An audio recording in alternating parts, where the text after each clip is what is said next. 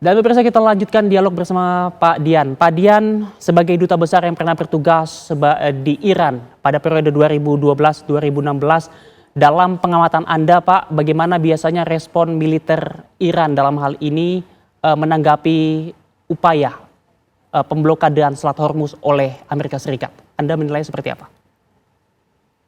Apa yang terjadi saat ini, Mas Fasal, para pemirsa, merupakan presiden baru. Oke. Karena selama 47 tahun Iran dikucilkan, Ya. diembargo, yang mencakup berbagai macam bidang kehidupan masyarakatnya.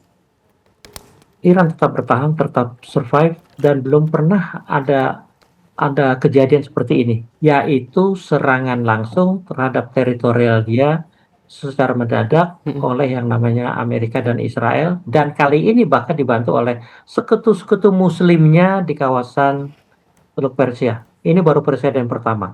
Tapi kalau ancaman dari sejak saya datang 2012 itu diberitakan bahwa yang namanya Menteri Pertahanannya Amerika, Leon Panetta, sudah menetapkan bahwa pada musim semi, saya datang mulai awal Februari ya, musim semi, Israel akan menyerang Iran. Oke. Di Sudah, satu pihak, sudah diprediksi ya Pak ya? pemberitahuan semacam inilah, halo, ya. Iya, sudah diprediksi Di ya Pak ya? satu pihak, bukan diprediksi. Ancaman ini buat saya, ancaman yang dilakukan sesuai kaidah hukum. Oke. Karena memberitahukan lebih dahulu. Oke. Nah, tapi ketika saya tanyakan ke berbagai pihak di Iran, termasuk kalangan pemerintah, apa betul akan ada serangan dari Israel? Jawaban mereka simpel, Ambasador, kalau cuma ancaman seperti itu, udah 40 tahun lebih kita menerima, katanya. Jadi bukan hal yang aneh ya, waktu itu masih 30 tahunan lah. 30 tahun kita menerima ancaman itu dari waktu ke waktu, tidak ada yang terbukti. Apalagi kalau diingat, zaman ketika itu Presiden Amerika adalah Obama, yang notabene dari Partai Demokrat, yang lebih fokus pada masalah kemanusiaan seperti HAM. Makanya ancaman-ancaman yang bernada perang ketika itu berasal justru dari kalangan militernya, yang sudah mungkin sudah gemes, sudah lama nggak perang besar gitu ya. Mereka yang mendesak Obama untuk melakukan perang, makanya ancaman dilontarkan berkali-kali. Tapi yang terjadi apa? Obama malah punya pikiran yang waras ya, punya pikiran sehat, bahwa yang diupayakan justru mengabaikan semua pandangan militer seperti itu, bahkan mulai menjajaki meneruskan dialog tentang perdamaian. Makanya pada tahun 2015 itu tercapailah yang namanya perdamaian di Timur Tengah, khususnya antara Amerika dan Iran. Amerika tentunya dengan negara-negara Eropa ya, Uni Eropa ya. Tercapai malah yang tadinya katanya akan diancam. Loh, sekarang yang terjadi tanpa basa-basi, tanpa informasi, secara pengecut, secara licik, diserang mendadak. Nah, Iran sudah siap. Kalau saja diperhatikan, perang ketika tahun 80, ketika baru revolusi dianggap lemah oleh Amerika, dia menggunakan Irak untuk sama-sama menyerang Iran, dengan harapan ketika itu militer Iran lagi bubar. Sebagian jenderalnya karena pengikut monarki Pahlavi itu pada lari. Jadi militer Iran seakan kehilangan pimpinan, jadi mudah ditundukkan dengan serangan mendadak. Ternyata 8 tahun Iran bukan hanya bertahan, bahkan bisa survive, bahkan bisa menang kalau mau jujur terhadap Irak. Ketika itu saja memang Iran sudah melakukan mobilisasi generasi mudanya untuk dilatih secara kilat, langsung dikirim ke medan perang Irak.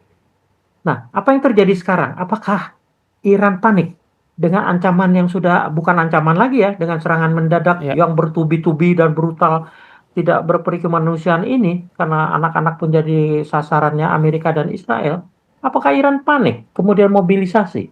Setahu saya belum ada mobilisasi pengerahan tenaga muda untuk dilatih segera dan dipersiapkan untuk maju ke medan perang. Rasanya Iran masih menanggapi semua ancaman Amerika dan sekutunya ini secara wajar dengan kemampuan yang saat ini ada atau terlihat.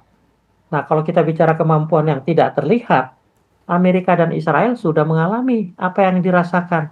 Ternyata rudalnya dengan mudah mencapai Israel tuh yang jarak terdekatnya 1.500 bahkan yang 2.000 kilometer pun terjangkau oleh rudal-rudal Iran. Nah, sekarang bisa dibayangkan pemirsa, kalau Amerika mulai gegabah dengan mengerahkan angkatan lautnya yang mau gagah-gagahan, saya kira Iran tidak akan tinggal diam. Karena senjata-senjata yang canggihnya belum semua dikeluarkan. Belum lagi kalau kita dengar berita bahwa bahkan Cina pun sudah mulai mengirim Mm-mm. alutsista untuk membantu Iran. Ya, Kalau Rusia sudah masuk barang apa namanya alutsistanya. Nah, coba kita perhatikan lagi. Kalau saja benar ancaman ini yang menutup memblokade dan akan menembak siapapun yang keluar dari pelabuhan Iran membawa minyak, selain tidak benar tuh kapal-kapalnya juga yang berkeliaran di Teluk Persia kan tinggal sedikit sekarang. Iya silakan aja deh, saya kalau cuman itu silakan aja, nanti alami sendiri deh. Buat saya pasti seperti yang sudah terjadi dengan adanya gencatan senjata ini, capek Amerika sudah menghadapi Iran karena tidak di luar dugaan tidak bisa kata-kata Trump oke. akan dalam sekejap bisa dihancurkan. Yang pontang-panting ya Amerika dan negara-negara sekutunya. Oke. Apalagi sekarang sudah jelas negara Eropa, sekutunya Amerika di Eropa, seperti NATO, beberapa negara kunci di NATO, Inggris, Prancis, Jerman, Italia, Spanyol, itu sudah menyatakan tidak mendukung Iya, sama betul. sekali blokade ini. Betul. Jadi apa yang dicari oleh Trump? Buat saya ya dia mungkin sekedar retorika, mengalihkan perhatian karena sebentar lagi ya nasibnya akan Baik, ditentukan oleh impeachment-nya dia Pak Di. akibat kejahatan Heeh. kemanusiaan yang luar biasa, pedofili dan Ya, kejahatan seksual Pak terhadap Dian, anak-anak yang brutal itu. kemudian apakah Anda melihat tindakan-tindakan agresif yang dilakukan oleh Amerika Serikat dalam hal ini dipimpin oleh Donald Trump ini dapat memicu runtuhnya kesepakatan gencatan senjata 2 minggu yang sudah disepakati oleh Iran dan juga Amerika Serikat? Anda melihatnya seperti apa? Kalau kita bicara tentang Trump ya, kalau kita bicara tentang manusia normal, alih-alih kejiwaan itu psikolog atau psikiater itu pasti dengan mudah meramalkan apa yang akan dilakukan seseorang yang waras.